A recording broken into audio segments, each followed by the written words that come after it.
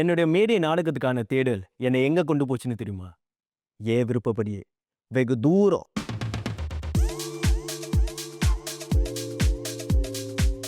கிழக்கு இந்தியாவில் நகரங்கள் எல்லாம் தாண்டி ரொம்ப தள்ளி உள்ள அந்த இடத்துக்கு போக விமான நிலையத்திலிருந்து ஒரு 12 மணி நேரம் தேசிய நெடுஞ்சாலையிலே போய்கிட்டே இருக்கும். நல்ல அழகான ஒரு பயணம். பா, இது வரைக்கும் நான் பார்த்ததிலே மிக பெரிய நதி. சரி, போகும்போது மனுஷங்களை தான் பார்க்கலான்னு நினைச்சா சாலையில ஒரு யானை வேற. எவ்வளோ நேரம் காடிலே உட்கார்ந்து இருந்து சோர்வாயிடுச்சு. ஒரு டீ குடிச்சா நல்லா இருக்கும்னு தோணுது. இப்போ கிடைக்காது போல இருக்க. ஆனா அதுக்கு பதிலா என்ன கிடைச்சிருக்கு பாருங்க. இங்க ஒரு தேயிலை தோட்டமே இருக்கு. நான் எங்க இருக்குன்னு கண்டுபிடிச்சிருப்பீங்கன்னு நினைக்கிறேன். அஸ்ஸாம். வா, மனம் குணம் மிக்க தேயிலை சாம்ராஜ்யம். இது மட்டும் இல்லை, இந்த மாநிலம் பல அரிய பாரம்பரிய கலை வடிவங்களின் பிறப்பிடம் கூட. அதில் ஒன்றைத்தான் நான் தேடி போயிட்டு இருந்தேன், மாஜுலி என்ற இடத்துக்கு.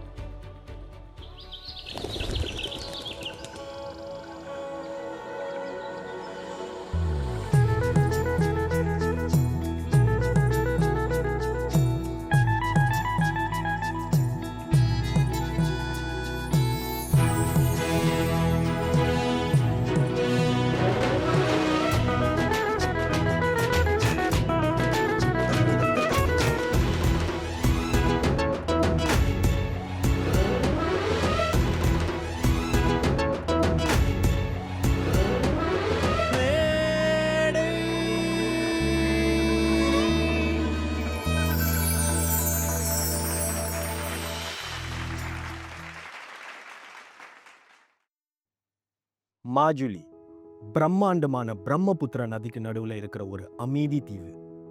உலகத்திலே ஆக பெரிய நதி தீவு இதுதான்னு சொல்றானுங்க. இந்த அழகான நதியில அமைதியான சில வினாடிகள்.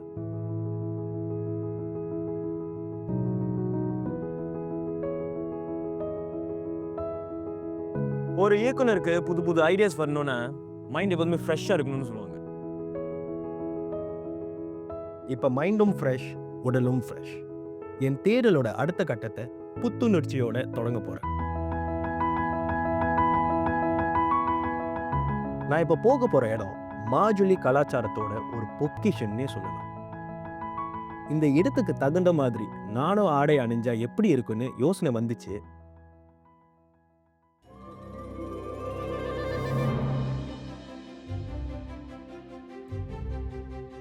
இது என்ன இடம்?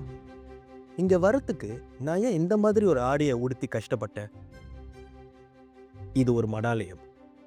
இத அஸ்ஸாமிய மொழியில சத்ரான்னு சொல்லுவாங்க. தமிழ்ல கூட சத்திரம்னு ஒரு சொல் இருக்கா இல்லையா? அதை ஒட்டுனது தான் நினைக்கிறேன். மாஜுலி தீவுல வைஷ்ணவ கலாச்சாரத்தை கட்டி காக்கிற பல மடாலயங்கள்ல இதுவும் ஒண்ணு.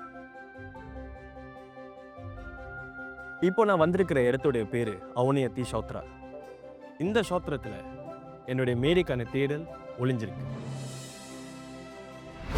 17ஆம் நூற்றாண்டின் கடைசியில அப்போ இந்த பகுதியை ஆண்டுகிட்டு இருந்த அஹும் வம்சத்தால நிறுவப்பட்டது தான் இந்த அவனியத்தி சத்ரா. 15ஆம் நூற்றாண்டிலே அஸ்ஸாம்ல விஷ்ணு பக்தி வழிபாட்டை வளர்த்தவர் ஸ்ரீமந்த சங்கரதேவர் என்ற ஒரு புனிதர். அவர் தொடங்கி வச்ச வழிபாட்டு முறையை தான் இந்த சத்ராக்களை இன்னும் தொடர்றாங்க. மற்ற மடாலயங்களை போல அவுனியாத்தியும் மதம், பக்தி போன்றவற்றை கற்பிக்கும் ஒரு கல்வி மையமாக இருக்கு. இங்க தங்கி படிக்கிற துறவிகளை பகத் அப்படின்னு கூப்பிடுறாங்க. இது வைஷ்ணவ துறவிகள் தங்குற இடம். பொதுவா துறவிகள்லாம் பூஜைகள், நாம சங்கீர்த்தனங்கள் செய்வாங்க. ஆனா இங்க வேற விதத்துல கூட வழிபாடு நடக்குது. நாடகம். இங்க நாடக வடிவத்துல வழிபாடு நடக்குதுங்க. ஆச்சரியமா இருக்குல்ல? ஆனா இதெல்லாம் எப்படி வந்துச்சுன்னு தெரியுமா?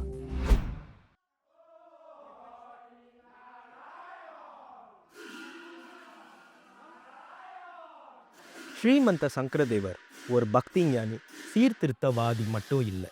அவர் ஒரு கவிஞர், கலைஞர், ஏன் ஒரு நாடக எழுத்தாளரும் கூட. அவர் பல புதிய இசை, நாட்டிய, நாடக வடிவங்களை அறிமுகப்படுத்தினார். அதில் ஒரு வடிவம் தான் நான் இங்கே தேடி வந்திருக்கிற அங்கிய பவன நாடகம். இவை ஓரங்க நாடகங்கள், அதாவது ஒன் ஆக்ட் பிளேஸ். இந்த கட்டத்தில் நான் முக்கியமாக ஒரு விஷயத்த சொல்லியே ஆகணும். இந்த செய்தி எதுவுமே நான் இணையத்திலிருந்து எடுக்கல. அவுனியாத்துக்கு வருவதற்கு முன்னால் நான் அங்கிய பவன நாடகத்தோட விற்பனர் திரு கருணபோராவை சந்தித்து பேசி சில விஷயங்களை தெரிஞ்சுக்கிட்டேன். Drama, Ankya Nataka, composed by Shankardeva and Madhavdeva. The main ideology was to spread the Krishna Bhakti, devotion towards the Lord Krishna. It was the main theme. And Ankya Nataka was composed aiming to display the activities done by the Lord Krishna. இவர்கள் எழுதிய அங்கிய நாடகங்கள் அங்கிய பவனா அப்படிங்கிற பேரில் அழகான மேரிய நாடகங்களாக படைக்கப்படுதுன்னு சொல்கிறாரு. அதுவும் எங்கன்னு தெரியுமா? The Namghara or the Kirtan Ghara is taken for the performance of Ankya Nataka. During that time, the atmosphere of congregational prayer at that prayer hall is transformed into an auditorium for the enactment of the Ankya Nataka. அவர் சொன்ன நாம்கரில் இதுவும் ஒன்று. இங்கே பூஜையும் பண்ணுவாங்க, பாட்டும் பாடுவாங்க, நாடகமும் போடுவாங்க. சரி, அங்கிய பவன நாடகத்தோட வரலாறு தெரிஞ்சிருச்சு. இப்போ ஒரு நாடகம் பார்க்க வேண்டியதுதான். எனக்கு அதிர்ஷ்டம் தான் சொல்லணும். ஏன்னா இன்னைக்கு இரவே பக்கத்தில் இருக்கிற ஒரு கிராம கோவிலில் ஒரு அங்கிய நாடகம் படிக்க போகிறாங்க. மக்களோட மக்களாக சேர்ந்து இந்த நாடகத்தை பார்க்க இது ஒரு அருமையான வாய்ப்பு. இந்த நாடகம் ராத்திரி முழுவதும் நடக்கும்னு எனக்கு தெரியும். அதனால காலையிலே சத்திரவை சுற்றி பார்த்ததுக்கு அப்புறம் கொஞ்சம் ஓய்வு எடுக்கலான்னு நான் தங்குற ஹோட்டலுக்கு போயிருந்தேன். அப்போ தானே ராத்திரி முழுவதும் தூங்காமல் நாடகத்தை பார்க்க முடியும். ஆனால் அப்போ தான் என்னோட உள்ளூர் வழிகாட்டி ஒரு செய்தியோட கால் பண்ணார். அன்னைக்கு மாலை அவுனியாச்சி சத்ரால இளைய மாணவர்களுக்கு நடன பயிற்சி நடக்க போகுதுன்னு சொன்னார். ஏங்க, என்னோட நாடக பயணத்துக்கும் இந்த நடன பயிற்சிக்கும் என்ன சம்பந்தம்னு கேட்கறதுக்கு முன்னாடியே சேஷன், இந்த நடனத்துக்கு பேரு சத்ரியா, இதுக்கு அங்கிய பவன நாடகத்துல ஒரு முக்கியமான பங்கு இருக்குன்னு சொன்னாரு. அப்புறம் என்ன, போய் பார்த்தே ஆகணும். தூக்கமாவது ஒன்னாவது. ஓடு சேஷா, சத்ராவுக்கு ஓடு. ஆரம்பிச்சிட்டாங்க. இங்க தான் நினைக்கிறேன்.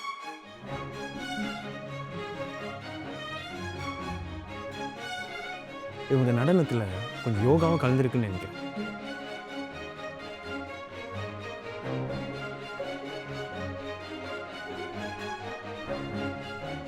இப்ப ஒப்பனை நடக்குது.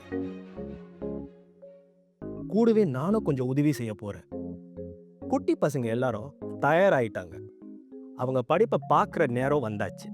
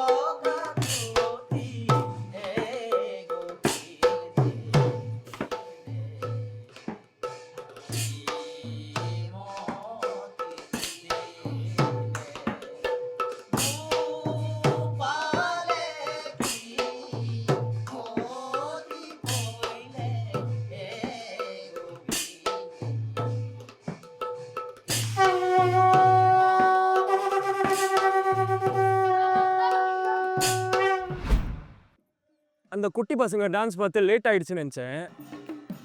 நல்ல வேலை பவன நாடகம் இன்னும் ஆரம்பிக்கல. நான் கவலையே பட்டு இருக்க வேண்டாம். எல்லா கிராம நிகழ்ச்சிகள் மாதிரி இதுவும் மெதுவாக தான் ஆரம்பிக்கும் போல இருக்கு. இன்னும் ஒப்பனை, உடை அலங்காரம் எல்லாம் நடந்துக்கிட்டு இருக்கு.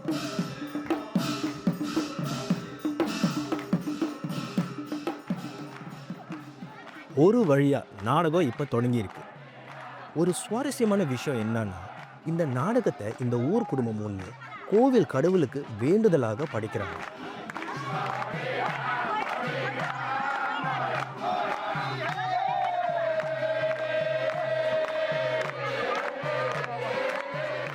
திரு போரா என்கிட்ட என்ன சொல்லியிருந்தாருன்னா, சங்கர தேவரும் அவரோட சிஷ்யர் மாதவ தேவரும் சாதாரண மக்களுக்கு கிருஷ்ணரோட கதைகளை சொல்ல நாட்டிய நாடகங்களே சிறந்த வழின்னு முடிவு செஞ்சாங்க. சரியாக தான் யோசிச்சிருக்காங்க. என்னை சுற்றி பாருங்க, மக்கள் எவ்வளவு ஆர்வத்தோட உற்சாகத்தோட இருக்காங்கன்னு. அவ்வளவு கூட்டம். நான் கொஞ்சம் கஷ்டப்பட்டு தான் ஒரு இடத்த பிடிச்சிருக்கேன். இது மட்டும் இல்லை, திரு போரா என்னென்னலாம் என்கிட்ட சொன்னாரோ எல்லாமே என் கண் முன்னாலே நடந்துக்கிட்டு இருக்கு.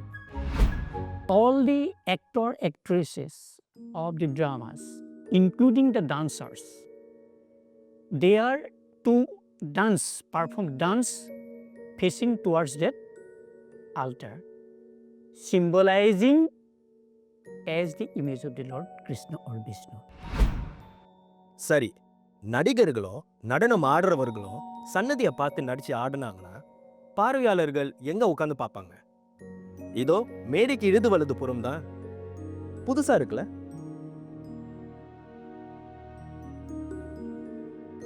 இந்த வளைவு தெரியுதுல உங்களுக்கு? அதுல 9 விளக்குகள் ஏற்றி வச்சிருக்காங்க. ஒவ்வொரு நடிகரும் நடனம் ஆடுறவரும் அது வழியா தான் உள்ள வரணும். நிகழ்ச்சியில ஒவ்வொரு பகுதிக்கு முன்னால ஒரு வெள்ளை திரையை போடுறாங்க. அந்த திரைக்கு பின்னால தான் நடிகர்கள் தயாரா நிக்கிறாங்க. ஆமா, இந்த வெள்ளித்திரை எதை குறிக்குது? Maya, illusion. இந்த அங்கிய பவன நாடகத்துல ஒவ்வொரு விஷயத்திலையும் இவ்வளவு நுணுக்கங்கள் இருக்குல்ல, அற்புதம் தானே. அங்கிய பவன நாடகத்துக்கு ஒரு வரிசை முறை இருக்கு. முதல்ல பூர்வரங்கம், அதாவது நாடகத்துக்கு முன்னோட்டமா பக்தி பாடல்களை பாடுவாங்க.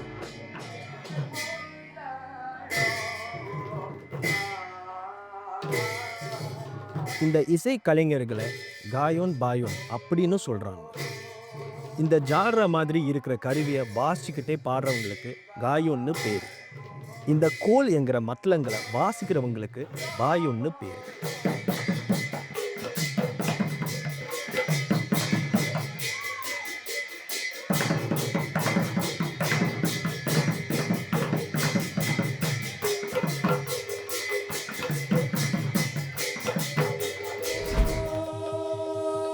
அதுக்கு பிறகு சூத்ரதார் அப்படின்னு சொல்ற ஒருத்தர் வராரு. அவர்தான் நாடகத்தை வழி நடத்துறவர்னு சொல்லலாம். அவர் நாடகத்துல வர கதாபாத்திரங்கள், கதையில நடக்கிற சில சம்பவங்கள் இதெல்லாம் பற்றி சொல்லி நாடகத்தை கொண்டு போறாரு.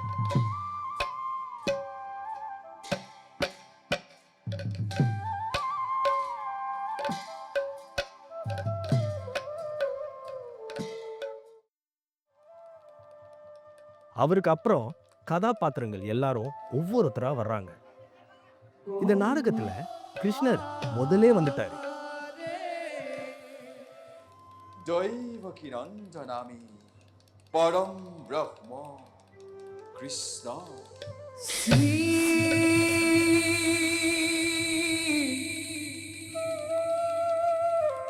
কৃষ্ণ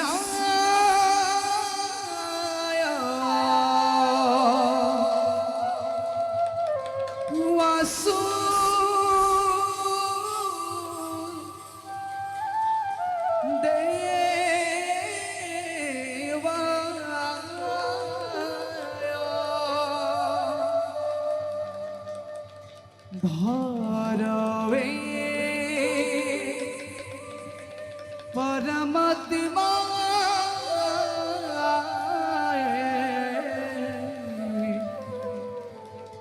गोविंद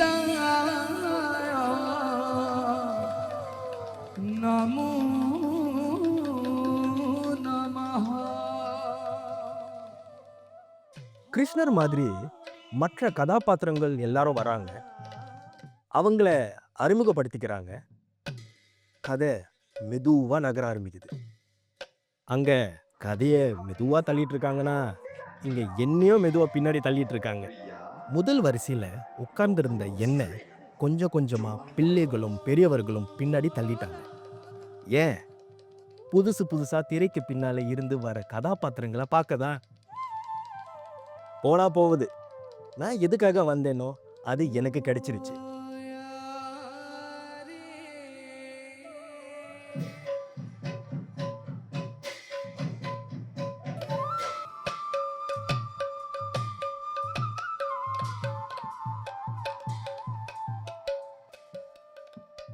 ஆனா பவுனா நாடகத்தை பற்றி இன்னும் ஒரு விஷயம் ஆராய பாக்கி இருக்க. எதுன்னு தெரியுமா? க்ளூ வேணுமா?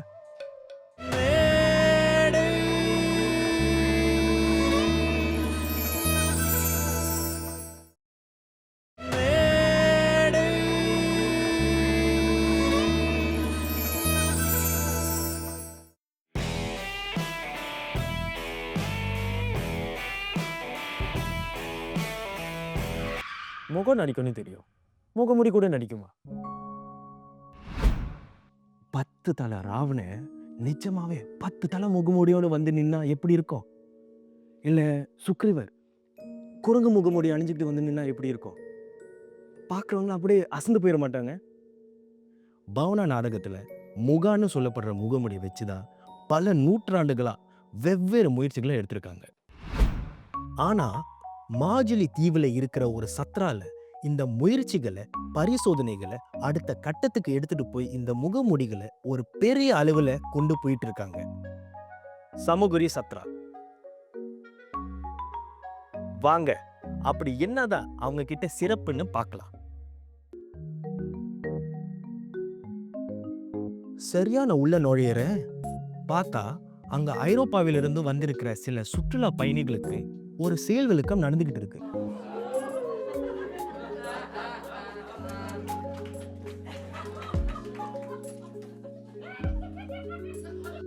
ஸ்திரிங்க வச்சு பூல் பண்ணிட்டு இருக்காங்க.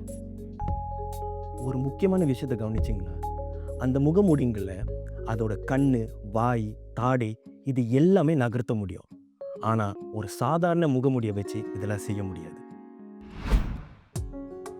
இந்த புதுமை தான் என்னை இங்க கொண்டு வந்திருக்கு டாக்டர் ஹேமச்சந்திர கோஸ்வாமி அவர்களை சந்திக்க. இவர்தான் இந்த முகமூடிகளின் ராஜான்னே சொல்லலாம். கை தேர்ந்த கலைஞர். அவரு என் கேள்விகளுக்கு பதில் சொல்றதுக்கு அன்போட ஒத்துக்கிட்டாரு. கூடவே அவரோட மருமகன் மொழி பெயர்ப்பாளரா.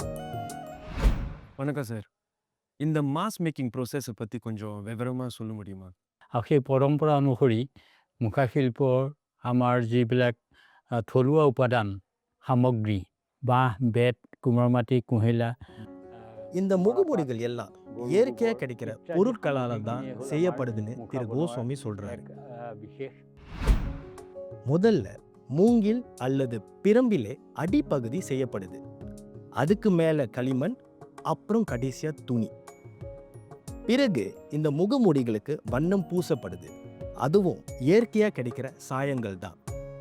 சிவப்பு மஞ்சளை ஹெங்கல் ஹைத்தல்னு சொல்றாங்க. கரு நீலத்தை நீல்னு சொல்றாங்க. இதெல்லாம் சரி. முக்கியமான கேள்வி, இந்த முகமூடிகள்ல எதுக்கு கண்ணு, வாய், தாடை எல்லாம் நகர மாதிரி அமைச்சாரு?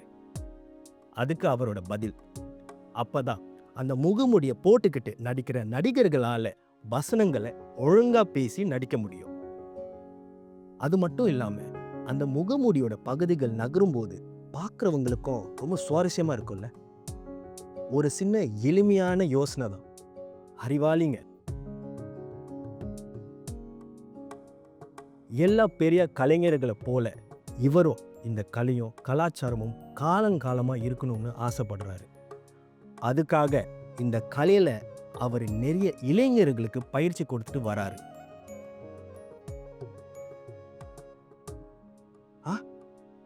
என்ன நடக்குது இப்போ?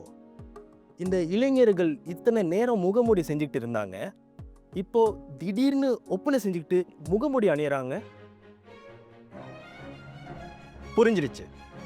அவங்க இப்போ ராமாயணத்திலிருந்து சில காட்சிகளை பவுனா முகமுடி நாடக முறைப்படி நடிச்சு காட்ட போறாங்க.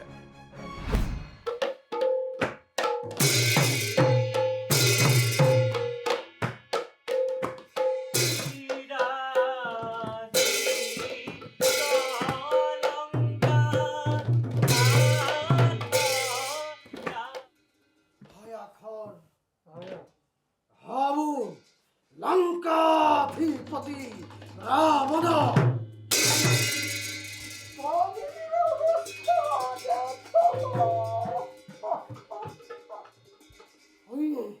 अरे भगनी तुम्हारा ऐसा अवस्था कामने करलो तुम्हारा ऐसा अवस्था देखी हमारा हिदी खावे नहीं हाथ तोरे कहो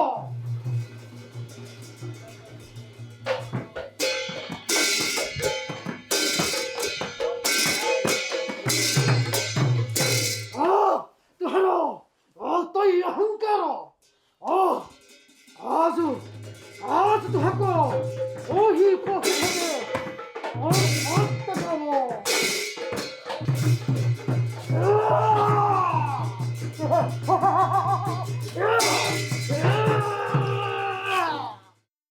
और भैया हम किसकिन धरो अधिपति बलि राजा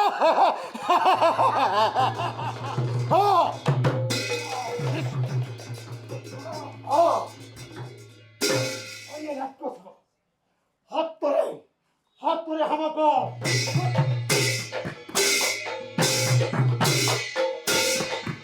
முகமுடிகளை வச்சு இவங்க புதுமையா படைச்ச இந்த நாடகம் எனக்கு நிறைய யோசனைகளை கொடுத்துருக்கு.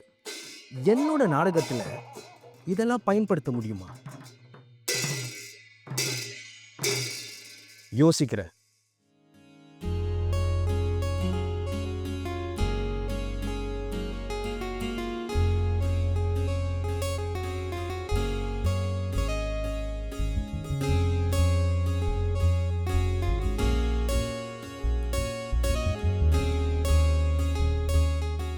இப்போ நான் மாஜூலிலேருந்து குவாஹாட்டிக்கு கிளம்பிட்டு இருக்கேன். என் கூட சேர்ந்து ஒரு பானோ குரூப்போ கிளம்பிட்டு இருக்காங்க.